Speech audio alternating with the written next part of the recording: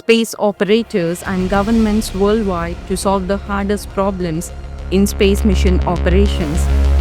Jason Held is the founder and CEO of Saber Astronautics, a company trusted by defense agencies.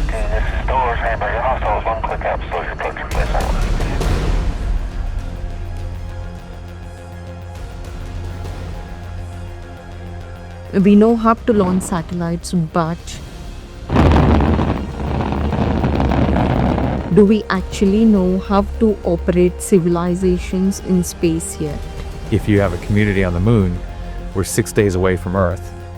But if something goes wrong, how long does it take to get help? You have to prepare the logistics for everything that could possibly go wrong. One mistake can destroy a mission.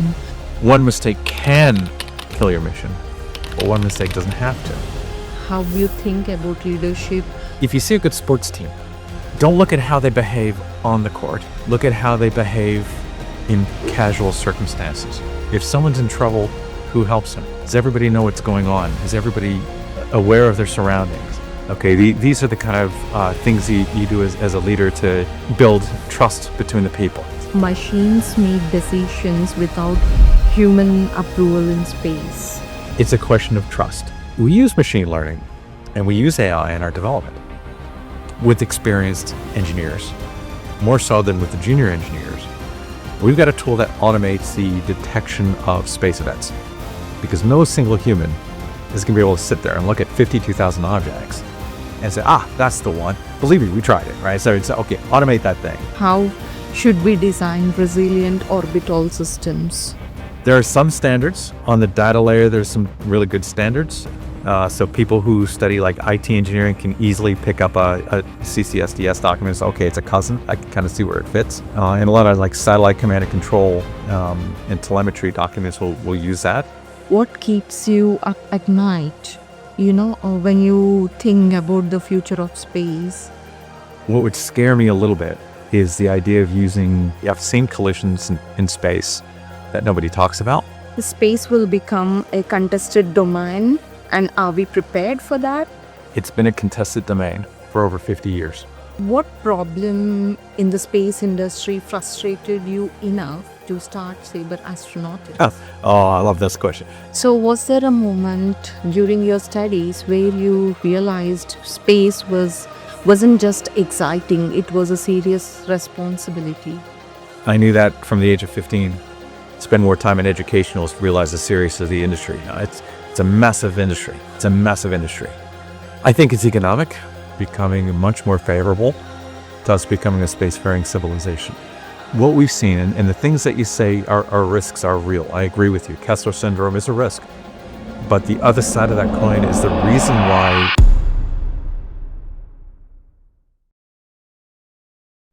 Today on Spacefront Conversation, we are speaking with someone who doesn't just work in space.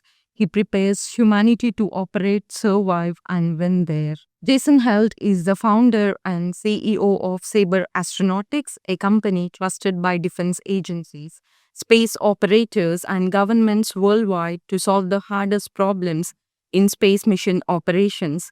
Jason, welcome to Spacefront Conversation. It's great to meet you. It's going to be a lot of fun. Thank you. Before we talk about building space capability for nations and missions, I would love to start with the human story behind it. The human story. Yeah. Is this like a superhero? Like I got bit by a spider and became a space nerd? All together. So look, I mean, I've been a space engineer for about almost 30 years, not quite 30 years, but everybody asks like, what's your passion? How'd you get into it? And I guess my mother, I tease my mother about this. I call her a failed science fiction writer. She was a writer, someone who's growing up and she was writing all these articles, these books, trying to get into the science fiction scene. I ended up doing writing for like architectural digest and things like that. She was a writer. But on the wall, and we had this little library of all these sci-fi tech books. So that's kind of what got me into it. Of course, Star Wars, like everybody else, so nerding out with that. So I've always wanted to do space. So you mean like it was always part of your imagination? Or did that come later? No.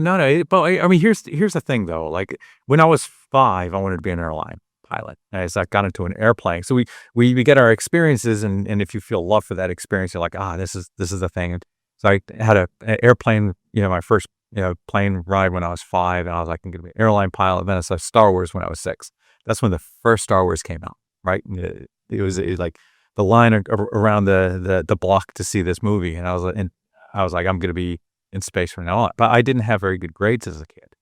So by the time I got to high school, I barely graduated high school, and I needed to get into college, and I still love space, but I didn't think I was smart enough for it.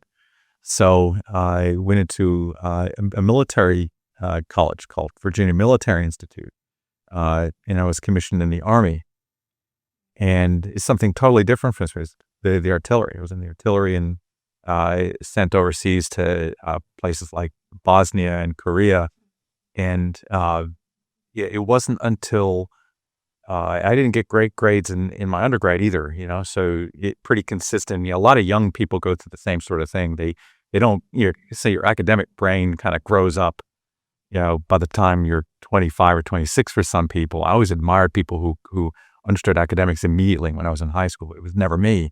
And it wasn't until I was about 26 that I really started to kind of get into academics again. Sitting in a mud pit in Bosnia had nothing to do. There was no more fighting by then in the Balkans. So I just started picking up physics and science books and coming up with my own ideas. And I think I was comparing the ideas that I had. I was like, surely other people have thought these things too. And because some of these companies were coming up with similar ideas, I said, okay, I'm not that far off. This is something kind of gave me the confidence to look at it more. And so when I left the Army, I moved to Colorado and started getting jobs in the space industry. I think early curiosity shapes lifelong direction. I think so, yeah. I think that's right. So, do you remember a specific moment, a book, a movie, or a teacher that made you think space is fascinating?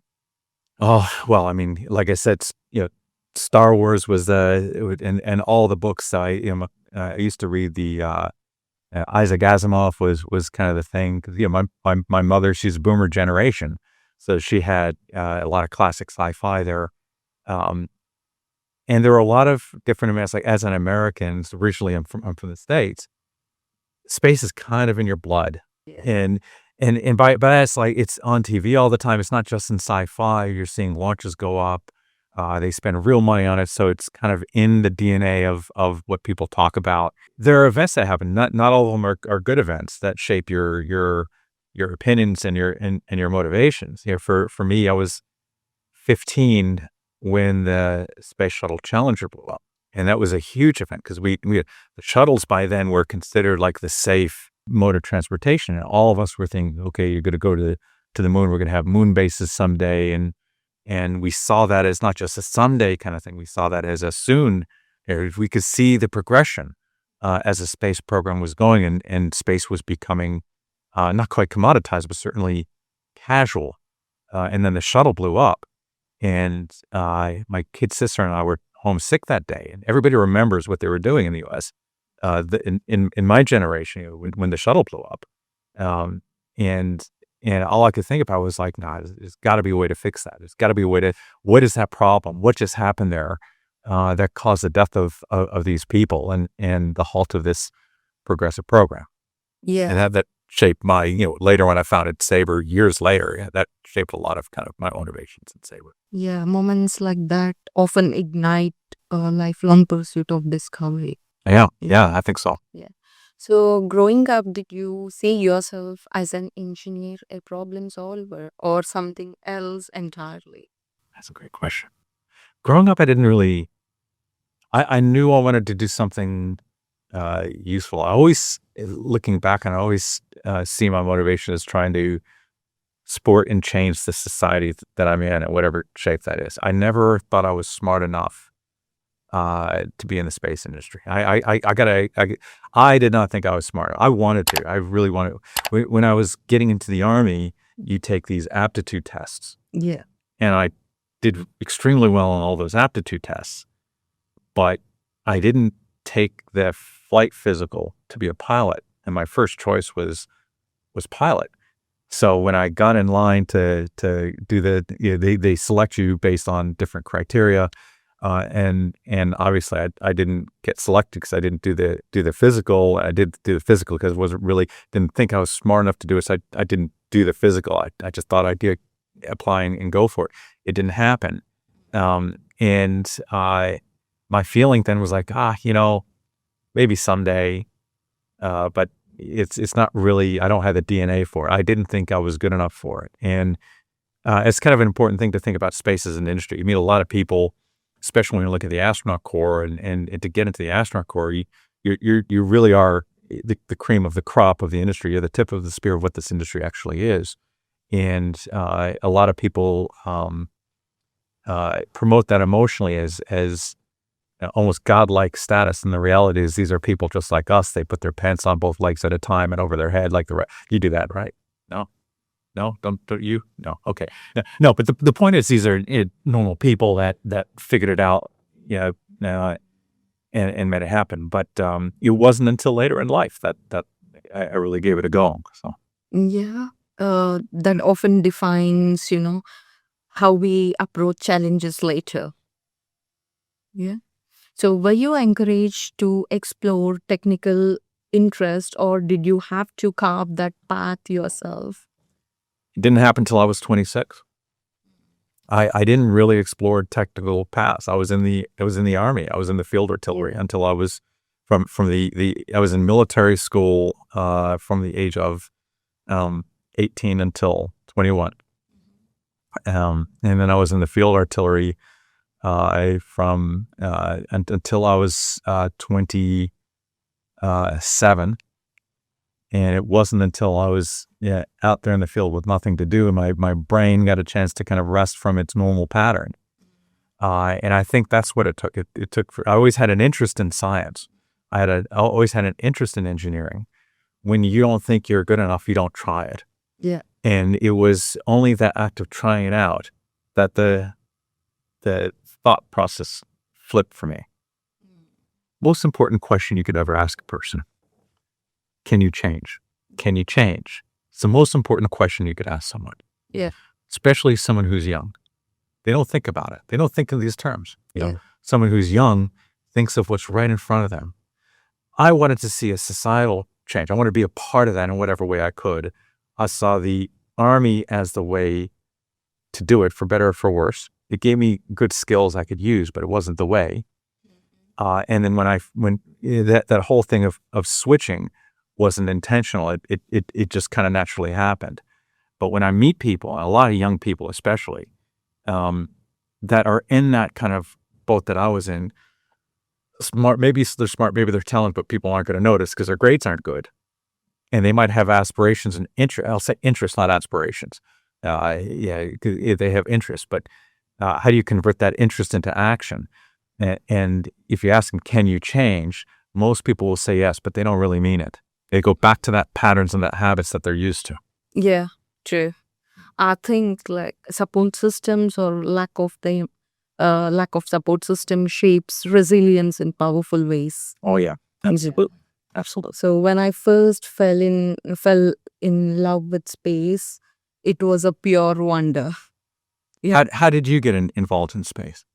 Okay, so I was always fascinated by this, uh, huge machines. Yeah. When I saw flights, airplanes, rockets, satellites, it was always that curiosity sparked my interest in aerospace. And I always had so many questions uh, who I really did not get chance to talk to someone or ask someone these questions that are on my mind. And I had to, explore myself to know what those answers are. Mm-hmm. That's how I started taking, steps into the space industry. Yeah. And now being part of space industry, I see how fragile it actually is. As in as an industry or the engineering? It's the industry. Space is This industry. Yeah. Fragile. Yeah. I don't know if I'd use that term exactly. Mm-hmm. Fragile. Is the industry fragile? Industry is difficult, but so is business. Business is hard. Yeah, it is. I mean, you're running a business yourself. You know how hard it is. Running a space business in the sense of being hard. It's no different from any other business that is hard. Running a lemonade stand is hard. Yeah. Go ahead. How did your academic journey shape the way you think today? Well, the academic journey didn't shape the way I think. I don't know. Maybe that's not true. Maybe that's not true. How did the academic journey change the way I think today? So I had different phases. Like I already talked about my younger phase where I Yeah. didn't think I could do it, and then I had that switch. I moved to Colorado and started a space career right away. I went full throttle on a space career. You move to a place where there's got a lot of space companies and you start learning. I was taking classes at the University of Colorado. It was a master's degree in space engineering. I didn't have the grades to get accepted to the program, so I just started taking classes. You could do that. If you got an interest, you can pay the money and take one class in one area. And at the same time, I started getting jobs in the space industry because a lot of companies out there. That's why I was asking you a question about fragile as an industry. I don't see it as a fragile industry. It's a $620 billion industry. It's not fragile. It's tripling in the next 10 years. Yeah, This is not a fragile industry. not anymore. I think it was, but not anymore. Maybe. But I mean, the whole point is starting to educate yourself is really the start of that journey. Yeah, it also shapes our mindset, the way we think, the way we approach. I would say my PhD did that. My undergraduate didn't do that very much. I was probably too young. I did my PhD later in life, and that was an approach to solving problems and how to investigate them. That was really the change for me. Okay. So was there a moment during your studies where you realized space wasn't just exciting, it was a serious responsibility? I knew that from the age of 15. That wasn't related to my education. Here's the thing. Here's the thing I noticed about people in Australia, especially. A lot of Australians don't have space in their day-to-day life as an industry. It's still new to this country. So a lot of people ask me questions like this, and they'll think that if you spend more time in education, you'll realize the seriousness of the industry. No, it's a massive industry. It's a massive industry, and it's serious immediately. And as an American, you know this from the moment you turn on the TV and you see massive rockets flying everywhere. Yeah. And here it's seen as something. And I hear this term fragile, and it's just not true. It's not true. Yeah. During my studies, I felt space was complex but structured. So equations, simulations, mission design, it was challenging, right? Well, I mean, the engineering's challenging, but not impossible. Yeah, but the moment you step into real mission operations, you also realize it is not just pure math, right? Oh yeah, Yeah. absolutely. It's a consequence. There are budgets, national capability, orbital safety, human lives. Yep. Yeah. Yep, absolutely. So moving on to your early career, what was your first real job or role in the space ecosystem, and what surprised you the most when you entered the industry? My first job was as a test engineer for the International Space Station. Test engineer. Yeah. So Amazing. left the Army, moved to Colorado. I spent 1 year doing a job for an engineering company that was in the medical field. And I was constantly applying for space jobs. I just couldn't get it right away. And the first job was for a software company. We're working on the test design for the International Space Station. I mean, surprises, I don't know if there's any surprise. It's just day-to-day life. You go to a new job and you start working, and you had people who are more experienced than I was. That was kind of helping me out and teaching me the ways of the Force. And it was a good first space job to get because it was a smaller business, part of like a larger supply channel. And they had me taking classes at the local university at the same time. And they were all taking classes too. They were all professionals for many years in the industry, but they were taking classes at the same time always, one class at a time. And we just picked a topic, and it was a lot of fun. Sometimes I'd play hooky from work. I'd skip work to go to the class, and I'd feel naughty about it. I run into my boss, who was also skipping from work, and it was a lot of fun.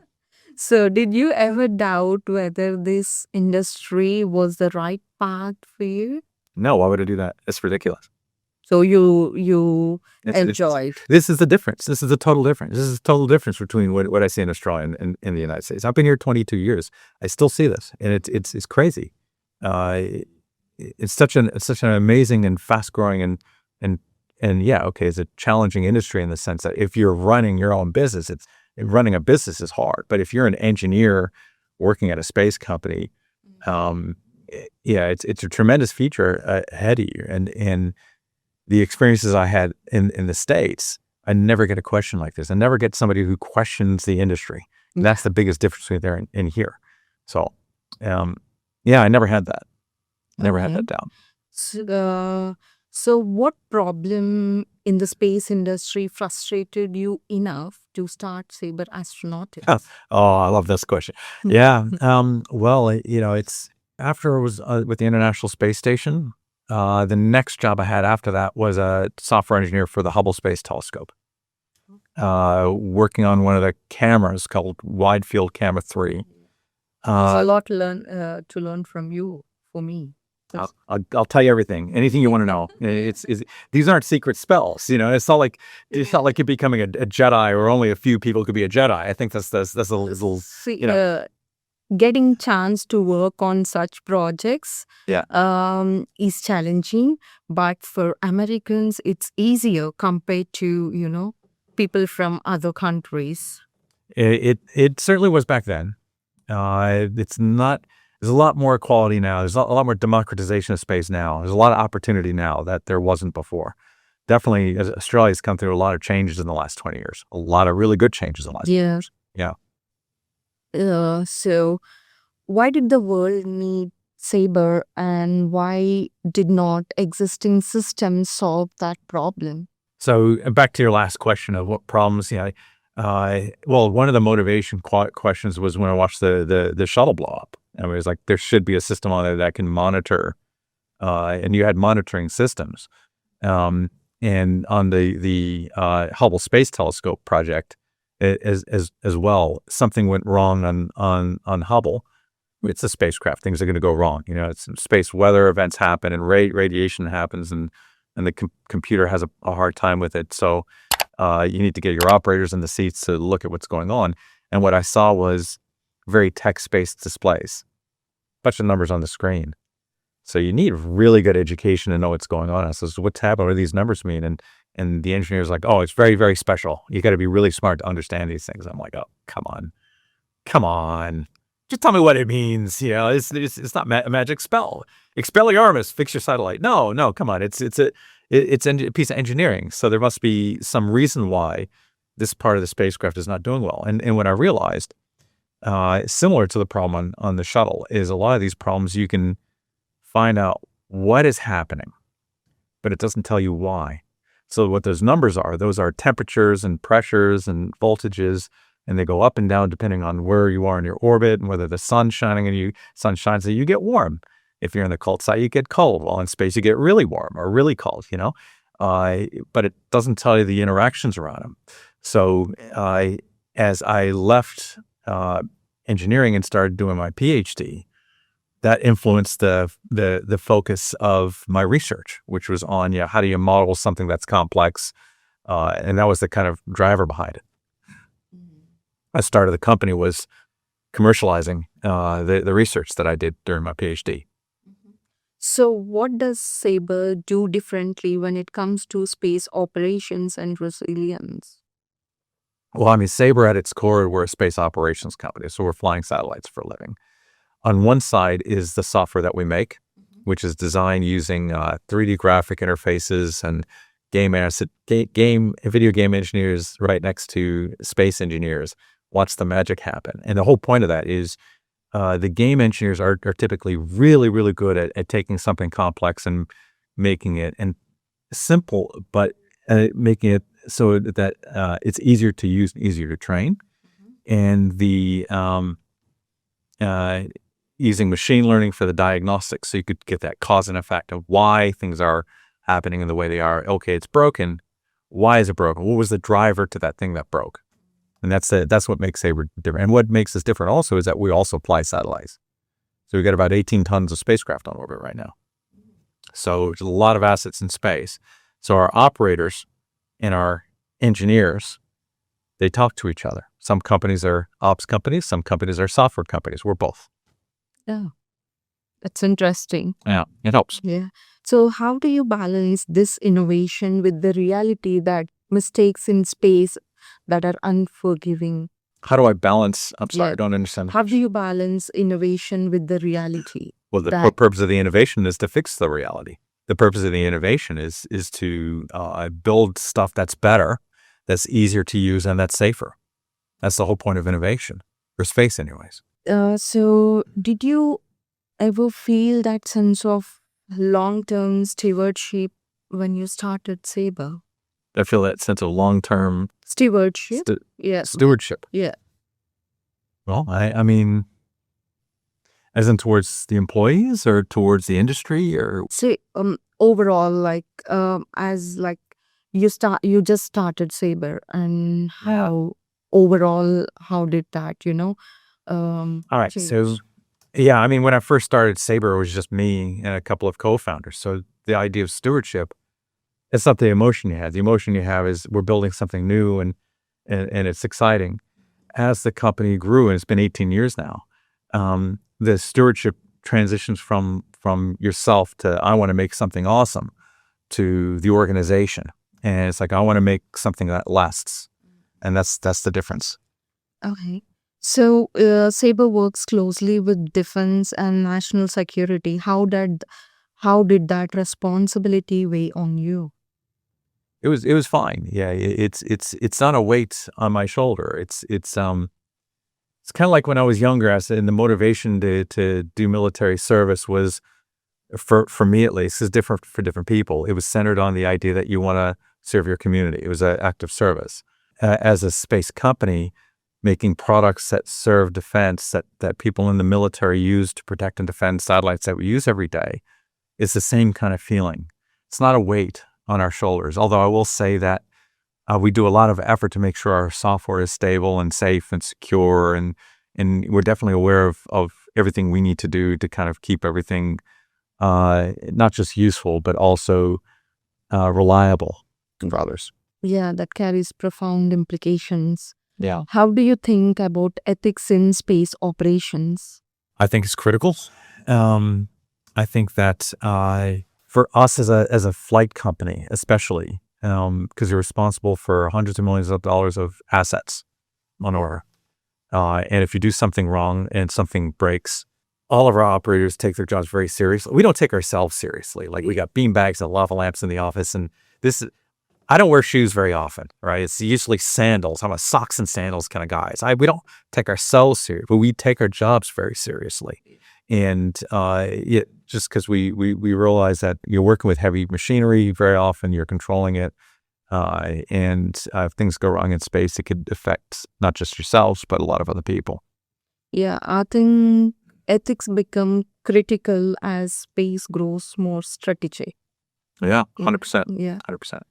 So now, Yeah. considering current situation, do you believe space will become a contested domain, and are we prepared for that?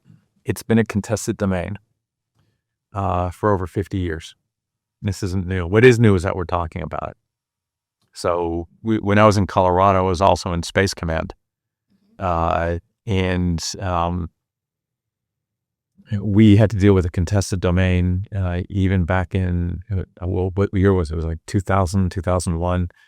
And all this talk about contested domain has been the reality of space for many, many years. So when you think of all, such things, what keeps you up at night? Or when you think about the future of space? Ah, man, I'm not the kind of guy who loses sleep over this stuff. I think what would scare me a little bit is the idea of using nuclear weapons in space would scare me. Because in the 60s, there were experiments around it. Not so much these days, but the idea that you could lose space because of astronauts on orbit scares a lot of people. What keeps me up at night, though, is the commercial sector, not the military sector. The military sector is going to do what militaries always do. Militaries are the implementation arm of that nation's space policy. But commercial actors are in it for the money. So what are they going to do? They're going to, you have seen collisions in space that nobody talks about. Yeah. Because we're, as an ops company, we see a lot of these things happening. We are not the satellite owners. We fly other people's satellites, so we're neutral. Yeah. Saber Astro is aggressively neutral in the market because as operators, you have to have that credibility and trust. But we see these things, and we know that commercial actors will very often, especially when they have venture capital backing, the ethics of that company changes the moment that venture capitalist gets on board because the pressure changes. And the pressures change from that innovation phase. We're building something new to help and support to, oh shit, I got to make money now. And I raised like 80 million or 100 million from people who want that money back someday. So if something goes wrong in space, the motivation is to tell nobody, is to get secretive. The motivation is to get secretive. And that's not the right behavior. Okay, that's the opposite of the behavior you need. And the military is focused on military stuff. They're space warriors. They're not space traffic cops. And there's no such thing as a space traffic cop. So the space industry today is like air traffic control from the 1920s. Barnstormers, people flying around in biplanes and crashing into things and not telling anybody. And that's, to me, that's a little bit scarier. And the military is always going to be scary because it's their job to be scary. Yeah. But military also, they take actions for strategic reasons, not based on the national interest, which is easier to understand in a lot of ways than commercial sector, which is very much driven by greed. Yeah. So when I think about space now, I no longer see it as distant. Okay. Yeah. So I see it as part of civilization's nervous system, communication, navigation, defense, climate monitoring. Do you think we are entering an era where space operators are no longer engineers first, but stewards of civilization? Oh, that's a spicy question. No. But only in the sense that stewards of civilization is a part of that question that I'm pushing back on a little bit, philosophically, because a lot of people in the space industry will see themselves as champions of humanity. Yes. It's complete bullshit. It's bullshit. All right, I'm calling it. I'm calling it out for what it is. It's back to that idea of space being better than the average person. An astronaut being a superhuman. I was teasing as I put the pants on the back way and upside down. These are career fields, which are exciting career fields, but they're career fields. They're jobs. A steward for human civilization means that if space fails, humanity will fail. It's not true. What is true, though, is if we succeed in space, we double and triple the chance of humanity to survive as a species. We're talking long-term, hundreds of thousands of years, but that's a philosophical abstraction. The truth is, people who are doing space come from all walks of life. What's your background? So I've done aeronautical engineering in my bachelor's. Yeah. And space and astronautical engineering in my master's. That's awesome. Yeah. But do you know how many people I've met that are doing similar things to what you're doing right now, that had their degree in marketing or had a degree in law? And some of the smartest people in the industry are space lawyers. Yeah. One of the best interns that we ever had at Saber Astronautics was astronautical engineering with economics degree. This person was just unbelievably smart human, smarter than I was when I was an undergrad, right? Just an off the charts capable, So the engineers, their job is to build things. The salespeople should be selling the things, And as far as stewards of humanity, no, we're going to bring to space all the good and the bad that we have here on Earth. We're going to bring the art and the beauty and the crime and the stress and bad grades and good grades. All these things, the best and the worst that humanity has to offer is going to come with us wherever we go. And if you frame it that way, then you start framing space as in more economic terms rather than this grand kind of scheme that we've always advertised it as. And the moment you could do that, the moment you can separate it from being this grand kind of like human experience to it is like everybody I've talked to that's gone to space and floating around in zero G. It is the most fun thing you're ever going to do in your life. It is an experience. I'm not taking away from any of that at all. But the way we communicate about space is about where we're going as people is very, very different. It's democratization. So anyone from anywhere in the world can be a part of this industry that we love. Now, I'm excited to explore the technical foundations behind the challenges of space industry. So, space domain awareness is becoming critical infrastructure. How do you see the evolution from traditional SSA towards full SDA technically and operationally? So SSA used to be, SSA and SDA come from military circles. So when I was in Space Command, nobody had the term space domain awareness. Space situational awareness was the term, and it just means you got sensors that you monitor, you know where things are. Space domain awareness is more of the acknowledgement of that sensing of satellite locations as a military duty and awareness of behavior. So it extends from SSA, which is like, here's where the object is, to what is it doing and why is it doing it? And on the back end of that is a relatively new term, space traffic management, which is more about the coordination on the civil side. Space traffic management is a civil action, not a military action. And space domain awareness operators, like, they're the space warriors. Well, space traffic management, they're the space traffic cops. That's kind of the best way to think about it. Yeah. So, what mega constellations increasing orbital congestion? What technical framework is needed for true space traffic management?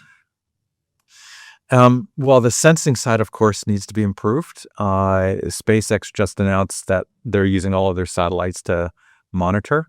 That'll be really broad spectrum in LEO, low Earth orbit. That's going to be good, very much needed.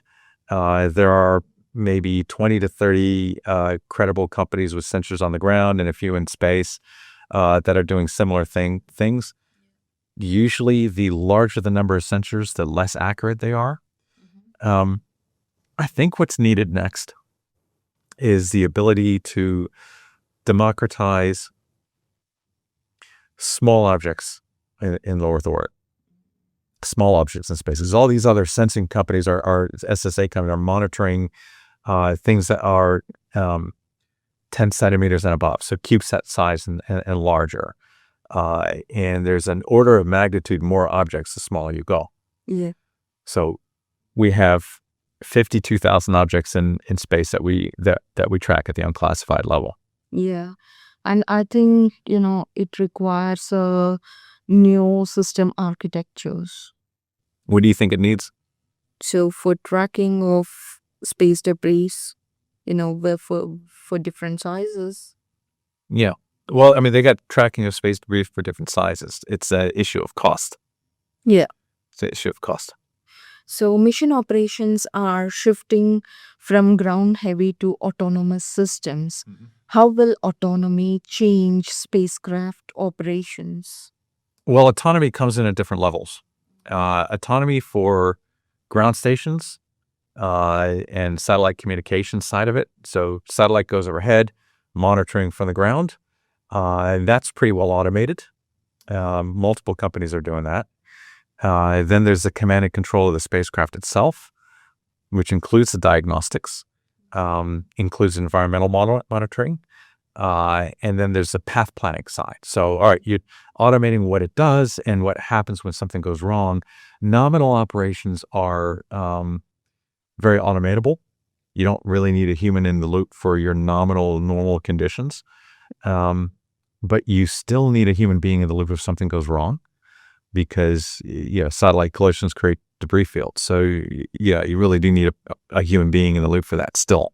In my projects I worked on for orbital modeling and long-term sustainability, long-term debris simulations, I was constantly reminded that math is clean, but the operational environment is not, right? What does it mean math is clean? Who told you that? So when we calculate those equations, math involved in calculations, it was clean. But when we think of, imagine how the space environment would be, it was not as clean as we see on the papers, right? I don't know. Yeah, I quite. Because The math is clean is a spicy statement too. If that's what your professors are telling. Look, yeah, you could have the cleanest equations. Well, 1 + 1 = 2. It doesn't actually tell you how accurate the satellite is. Yeah. yeah, So because sensors on board are they have uncertainty. Data is incomplete, and Yep. covariance grows. Yep. So it is not as we calculate on the papers or the systems we do here on Earth, right? Yeah, real world has missing data. Yeah. Yeah, for sure. So, but yet decisions have to be made in real time. Yeah. Yeah. Well, I mean, there's not always real time, yes, but the scales can be larger than you think. Yeah, they're moving really fast around the Earth, but sometimes you have events where you could get enough advance warning, like an hour advance warning or a day advance warning for certain alerts. But the collision, everybody thinks about collision events Yeah. when they're talking about space traffic or SDA or SSA. But they're also got to think about, because you've got controlled and uncontrolled events as well. So sometimes you see something moving to another object and you're like, all right, you got enough time to actually call people on the phone and say, is that your satellite? What are you doing with it? Is this behavior intentional? And you could coordinate with them. The automation side of it is because there's so many objects right now, it's hard to do that human to human now. And then when you start talking about the that's why I keep coming back to the sub 10 centimeter class objects, because the only data set that's available is at the classified level. You can't get that data set on class level. The commercial sector hasn't solved that yet, or at least hasn't commoditized that small data set. And you're talking, I'm estimating about 5 million objects. I always feel lost when I start imagining the, how space environment would be. Yeah. Because we hardly get people where we can sit and discuss, such real things. Yeah. Yeah. So how do you balance onboard autonomy with ground intervention authority in high-risk missions? Well, you have to iterate it, and you have to test at every level. You can't just say, "Hey, we're out." You can't test on the ground. You have to test on orbit. That's kind of how we feel about it. But certain things you're going to have more faith than others, and it's very clear once you start testing what should be automated and what shouldn't be automated. Those nominal conditions. I'll give you a really kind of engineering example. Can I do that? Yeah. Watchdog timers. In your degree, did you do any software stuff like watch? No. Okay, so like aeronautical engineers are really good at bending metal and monitoring like thermal controls and things like that. That be kind of your okay. On the software side of controlling a satellite, you got a computer on orbit which can get hit by radiation.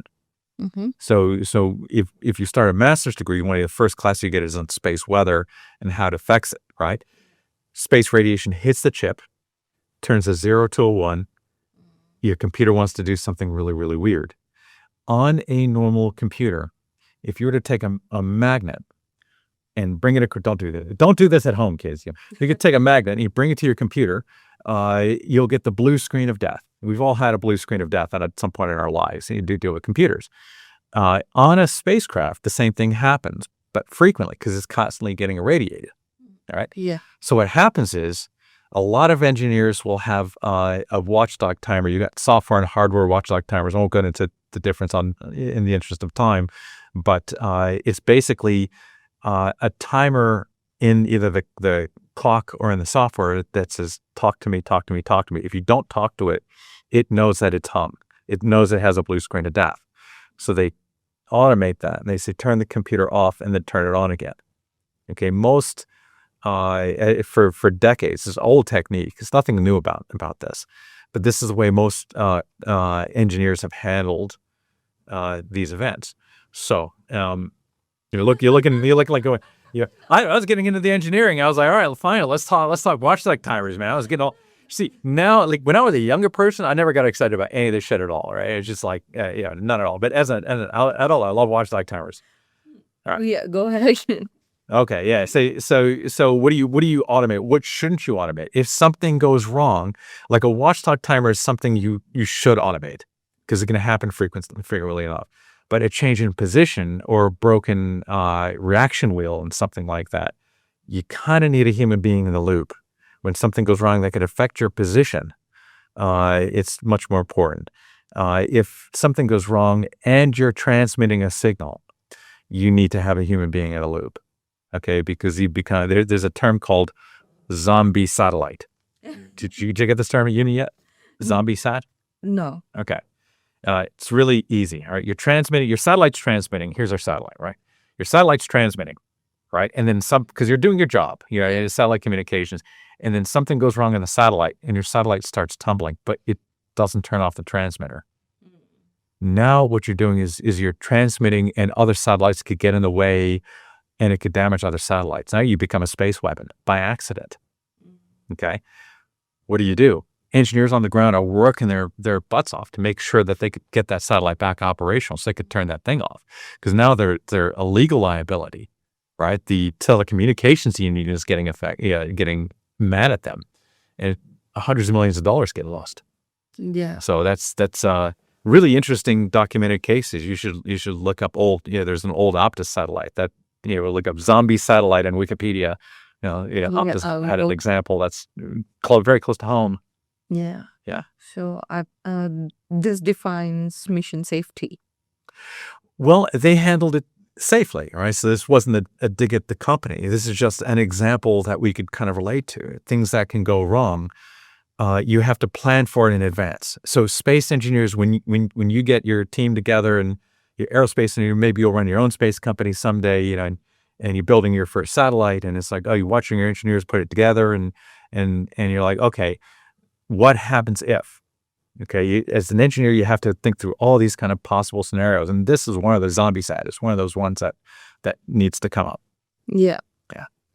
So orbit prediction accuracy becomes critical for dense orbits. What are the biggest limitations of current propagation models?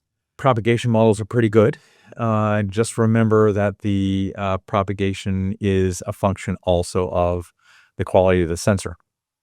Yeah. So if your sensor quality isn't good, doesn't matter how good a propagation you have. Also, the space environment can affect it. So in the last space weather event that we had, I think we had a big one about 6 months ago.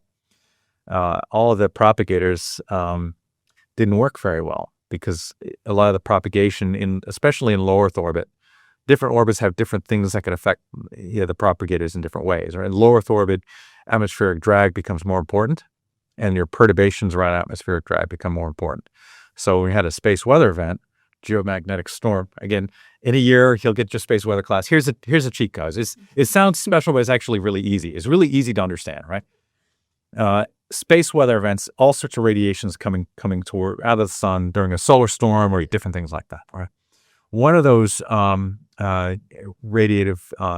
events can have alpha particles, so helium minus the atom. So it's actually very heavy kind of part. Hits the Earth's magnetic field. You ever look at the picture of the Earth's magnetic field? Kind of looks like Earth is in the middle. You get these bands. Alpha particles hit the magnetic field, and it vibrates like a boxer hitting a punching bag. Okay, it literally vibrates, massive magnetic field. And it affects the atmospheric density as well. Okay, so the atmosphere actually shakes up a little bit because the density is changing and the radiative environment is changing. for the really, really, really big ones, not your casual day-to-day, but the once every 6 months, it can really make all of your propagators inaccurate, because part of that propagation is knowing those drag terms. And that's an area of I think, fundamental research a lot of people are looking into now. Okay. So I think that's a new research opening possibilities. Yeah.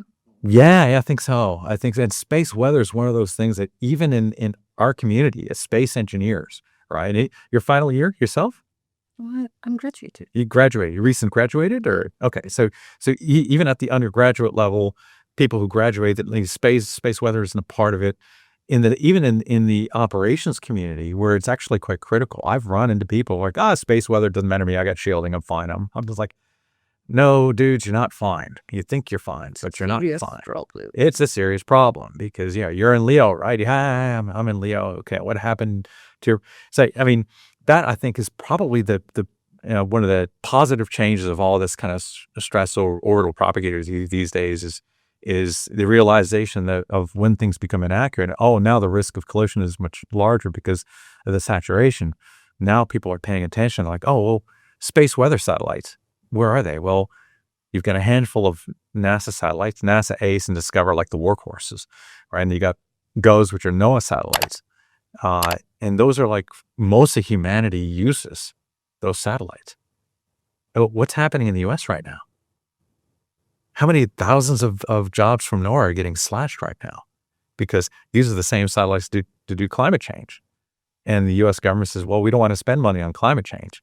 So they're cutting funding to these programs, not realizing that, okay, you might cut costs to climate change, but you're also cutting the costs to space weather modeling that's tracking this critical data that's going to keep the, So we gotta find ways, and other nations other than the United States need to step up and say, okay, we actually need this, because Australia's got satellites too now, and so this has become important.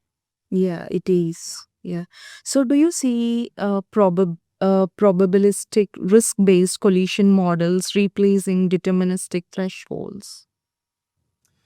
They already have, but it depends on the use case, because there are certain use cases where you don't need that kind of pinpoint accuracy, and there are certain cases where you absolutely want it. There is some talk about replacing TLEs, Yeah. modernizing that. That's kind of interesting, because we got more satellites than the number. That we don't have room in the satellite numbers anymore, so we got to fix that. So they're going to have to make changes there, but or we're going to have to make changes, because we're going to have to follow along too. But I think probabilistic approaches, nothing new. There are not a lot in the last 5 years. In the last 10 years, there have been some new propagators. But we're always trying to improve. It's always a continuous improvement of the actual algorithms. So among our listeners, there are many students. Yeah. So can you explain them more on TLEs? Two-line element set. Okay. Go to spacetrack.org, and you've got you got what these are. So basically the history of space flight, putting stuff up, we got to monitor and track. You'll have a satellite identification number, and then a couple of numbers that define the orbital position, and mean motions and things like that. And then the drag term will be in there as well, because as we said before, drag terms are important. And that's your two-line element set that's been the same TLE for since the history of space flight. Now we're thinking of changing it, because we've got too many satellites out there for the. As space becomes critical infrastructure, how should we design resilient orbital systems? Resilient orbital systems. There are some standards. On the data layer, there's some really good standards. If you're a student, university student, you should look at CCSDS for like telemetry header standards, kind of a cousin to TCP/IP. So people who study like IT engineering can easily pick up a CCSDS document and say, okay, it's a cousin. I can kind of see where it fits. And a lot of like satellite command and control and telemetry documents will use that. And there are standards like that or close to it. The infrastructure is an industry question. Yeah, so you've got companies that have built ground stations and software and solutions, and everybody's leveraging commercial cloud these days. it's a continuing process is the best way to say it. Mm. So you mean this becomes central to long-term sustainability? I would say that the best thing to improve long-term sustainability is already there for the industry. That's not the issue, but I think what I'm hearing from you is um, there are a lot of conventions that aren't standards yet. The industry is very bespoke. So right now, what you have is a lot of flight companies that are trying to sell everything in one package. They'll sell a satellite, but they'll also include the software with the satellite, and they'll close everything to themselves. So you think you're buying a satellite, and you're buying an ops team, and you're buying the software, and they might have the best satellite, but they might have mediocre operations. Yeah, because depending on what their investors put money into. So what I'm hoping to see in the future is separating that. Companies that are more like the automotive industry or more like the computer industry. When you open up your laptop, you might see Intel inside. Yeah. So Macintosh isn't necessarily making their own silicon chips. That's a sign of a more robust. And back to your question of fragility, this might be an area where, okay, I can kind of see where the term fragility could come into play. It's more fair because a lot of companies are building everything themselves. So if the company goes under, whole supply chain for that sector gets stressed, and we don't want that. Mm. So with space debris growth accelerating, is collision avoidance enough, or do we need active debris removal as standard practice? Oh yeah, I think so. I don't know, a standard practice. I've seen a couple of new companies that are getting to debris removal. And my question is, okay, you remove the debris, where are you removing it to? And that's an interesting question because that ties back into space logistics. Yeah. But yes, everybody knows we need to do something about debris. I really find it interesting, how we design systems assuming inputs. Yeah, that's really, really interesting. But in real-time mission operation, noise, latency, incomplete tracking, those perfections defines the architecture. If you're talking about reliability, Yeah. Software will have reliability based on what's called uptime. So if you're making software that is 99% up, it means that 99% of the time it's operational, but it also means 1% of the time it's broken. Yeah. So if you go to a website, no, the website's down, then it's not good. Space systems typically will have what they call 4 nines, 99.99 or 99.999. So if you think about that, like 99.999%, the software architecture has to work. Yeah. And you'll see that in the commercial contract. The satellites themselves definitely don't have that level of standard because it's harder to control that because of all these things we talked about, like radiation events and things that could affect you. And everybody kind of understands that the satellites have that challenge of reliability, and a lot of money goes into the effort to make them as reliable as you can.